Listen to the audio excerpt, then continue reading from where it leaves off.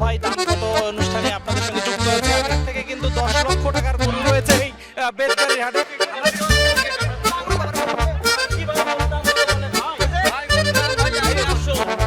আর এই মুহূর্তে শেষ সময়ের যে পশুর যে কেনাকাটা সেটি কিন্তু চলছে। আমি এখন আছি ময়মনসিংহ অঞ্চলের সবচেয়ে বড় যে কোরবানির পশুর দৌড়াচ্ছে গরুটা দেখতে পাচ্ছেন।